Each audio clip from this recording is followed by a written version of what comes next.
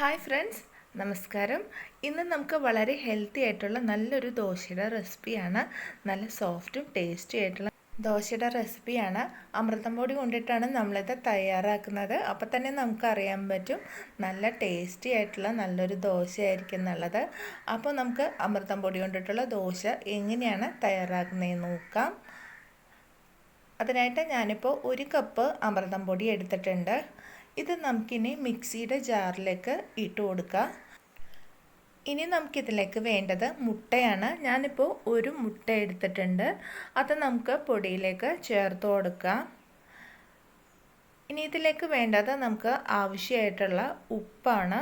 2 pinch ഉപ്പ് നമുക്കിതിലേക്ക് ചേർത്ത് കൊടുക്കാം.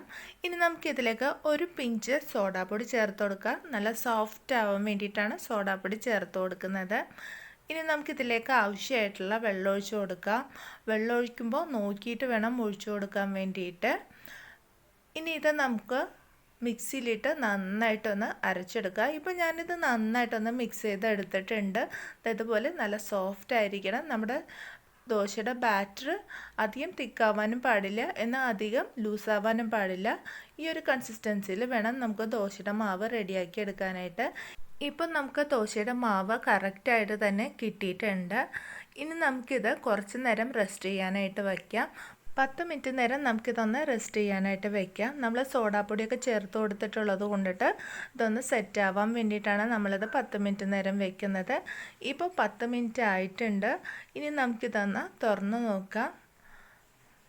ഇപ്പോൾ നമ്മുടെ ദോശമാവ് കറക്റ്റ് സെറ്റായി വന്നിട്ടുണ്ട്. ഇനി നമുക്കിത് നന്നായിട്ടൊന്ന് ഇളക്കി യോജിപ്പിച്ച് കൊടുക്കാം കേട്ടോ. ഇനി നമുക്ക് ദോശ ഉണ്ടാക്കാനായിട്ട് തുടങ്ങാം. അതിനായിട്ട് ഞാനിപ്പോൾ ഒരു പാൻ അടുപ്പത്ത് വെച്ചിട്ടുണ്ട്. ഇപ്പോൾ പാൻ നന്നായിട്ട് ചൂടായി വന്നിട്ടുണ്ട്. ഈ സമയം നമുക്കിതിലേക്ക് 2 സ്പൂൺ മാവ് കോരി ഒഴിച്ചു കൊടുക്കാം. ഇനി നമുക്ക് മാവ് ഒഴിച്ച ശേഷം പരത്തേണ്ട ആവശ്യമില്ല. ജസ്റ്റ് ഒന്ന് കറക്കി കൊടുത്താൽ മതി. അപ്പോഴേക്കും തന്നെ നമുക്കിത് കറക്റ്റായിട്ട് കിട്ടും. മീഡിയം ടു ലോ ഫ്ലെയിമിൽ വെച്ചിട്ട് കുക്ക് ചെയ്താൽ മതിയാവും. അപ്പോൾ തന്നെ നമ്മുടെ ദോശ റെഡിയായി കിട്ടുന്നതാണ്. ഇപ്പോൾ നമ്മുടെ അപ്പം കറക്റ്റായിട്ട് വന്നിട്ടുണ്ട്. ഇത് നമുക്കിനി വേറൊരു പാത്രത്തിലേക്ക് മാറ്റാം. ഇതുപോലെ തന്നെ നമുക്ക് ബാക്കി ദോശ കൂടെ തയ്യാറാക്കി എടുക്കാം. ഇപ്പോൾ ഞാൻ മാവ് ഒഴിച്ച ശേഷം നന്നായിട്ട് പരത്തി കൊടുക്കുന്നുണ്ട്. പരത്തി കൊടുക്കണം എന്നുണ്ടെങ്കിൽ നമുക്ക് പരത്തി കൊടുക്കാൻ കുഴപ്പമൊന്നുമില്ല. അപ്പോഴും നല്ല സോഫ്റ്റ് ടേസ്റ്റി ആയിട്ടുള്ള നല്ലൊരു ദോശ നമുക്ക് റെഡി ആയിക്കൊണ്ടിരിക്കുകയാണ്. ഇപ്പോൾ നമ്മുടെ ദോശയൊക്കെ റെഡിയായി കഴിഞ്ഞു. ഇത് നമുക്കിനി സെർവിങ് ബൗളിലേക്ക് മാറ്റാം. ഇപ്പോൾ നമ്മുടെ സോഫ്റ്റും ടേസ്റ്റി ആയിട്ടുള്ള നല്ലൊരു അമൃതം പൊടിയുടെ ദോശ നമുക്ക് റെഡിയായി കഴിഞ്ഞു.